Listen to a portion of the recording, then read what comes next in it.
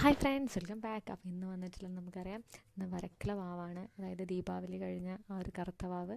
അപ്പോൾ ഇവിടെ പ്രധാനമായിട്ടും നമ്മുടെ കോഴിക്കോട് ഒരു വരക്കൽ അമ്പലമുണ്ട്. ബട്ട് റോഡിൻ്റെ അടുത്തായിട്ടാണ് വരുന്നത്. അപ്പോൾ ആ ക്ഷേത്രം ഒരു ഉത്സവം പോലെ കൊണ്ടാടുന്ന ഒരു ടൈം തന്നെയാണ് നമ്മുടെ ഈ ഒരു ഡേ എന്ന് പറയുന്നത്. എല്ലാവരും ബലിയിട്ടതിന് ശേഷം നേരെ തന്നെ നമ്മുടെ ഈ ഒരു അമ്പലത്തിലേക്കാണ് പ്രാർത്ഥിക്കാൻ വരുന്നത്. കോഴിക്കോട് ബട്ട് റോഡ് ബീച്ചിൻ്റെ അടുത്താണ് കേട്ടോ ഈ ഒരു അമ്പലം വരുന്നത്. വളരെയധികം ശക്തിയുള്ളൊരു ദേവിയാണ്.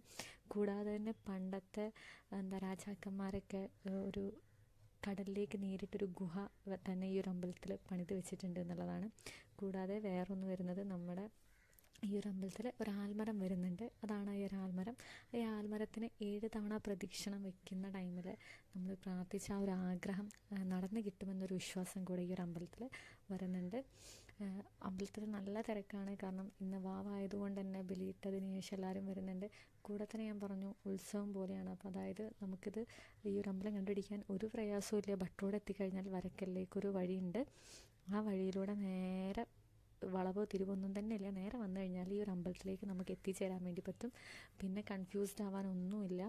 പിന്നെ ഈ ഒരു പാറ എന്ന് പറയുന്നത്, അവിടെ നമുക്ക് തീർത്ഥം മുകളിലേക്ക്, അതായത് ഒരു പാറേൻ്റെ ഉള്ളിൽ നിന്ന് തീർത്ഥം ഇങ്ങനെ മുകളിലേക്ക് വരുന്നൊരു തീർത്ഥപ്പാറ എന്ന് പറയുന്ന ഒരു പാറയാണ്. അപ്പം ഇതാണ് നമ്മുടെ അമ്പലം വരുന്നത്. കൺഫ്യൂസ് ആവാനൊന്നുമില്ല. എല്ലാ രണ്ട് ചുറ്റും ഒരുപാട് ആളുകൾ പലതരത്തിലുള്ള സാധനങ്ങൾ വിൽക്കുന്ന ടൈമാണ്. അപ്പോൾ അതുകൊണ്ട് തന്നെ ഒരു അമ്പലം എത്തിക്കഴിഞ്ഞാൽ നമുക്ക് പെട്ടെന്ന് തന്നെ കാണാൻ വേണ്ടി പറ്റും. നമുക്ക് ആരോടെങ്കിലും ചോദിക്കണം എന്നൊന്നും തന്നെ ഇല്ല, ഒരുപാട് ആളുകളും ജനങ്ങളൊക്കെ ഉണ്ട്. പ്രത്യേകം ശ്രദ്ധിക്കേണ്ടത്, കുട്ടികളെ കൊണ്ടുപോകുന്ന ടൈമിൽ കൈ വിടാതിരിക്കാൻ വേണ്ടി ശ്രമിക്കുക. കാരണം നല്ല തിരക്കായതുകൊണ്ട് നമുക്ക് കൈ വിടുമ്പോൾ, അല്ലെങ്കിൽ നമ്മൾ വേറെ എന്തെങ്കിലും കോൺസെൻട്രേറ്റ് ചെയ്യുമ്പം കുട്ടീനെ നോക്കാൻ വേണ്ടി വിട്ടുപോകും. ഇതൊരു പാട്ടാണ്, അതായത്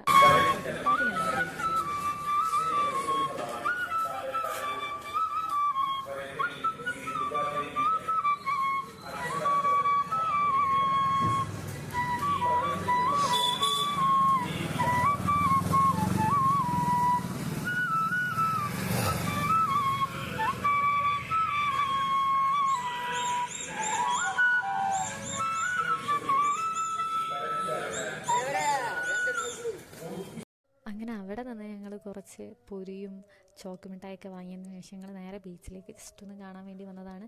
അച്ഛൻ രാവിലെ തന്നെ പോയി ബലിയിട്ട് വന്നതാണ്, തൊടിയിൽ നിന്നാണ് വന്നത്. പിന്നെ ഞങ്ങളൊരു കോളിഫ്ലവറൊക്കെ കഴിച്ച് എല്ലാ സ്ഥലമൊക്കെ ഒന്ന് കണ്ട് ബസ് കയറി തിരിച്ച് വീട്ടിലേക്ക് വന്നു. അപ്പോൾ അടുത്തൊരു വീഡിയോ ആയിട്ട് നമുക്ക് അടുത്ത ദിവസം കാണാം. അതുവരേക്കും ബൈ. ഈ ഒരു വീഡിയോനെ ലൈക്ക് ചെയ്യുക, ഷെയർ ചെയ്യുക, കമൻറ്റ് ചെയ്യുക. Okay, thank you.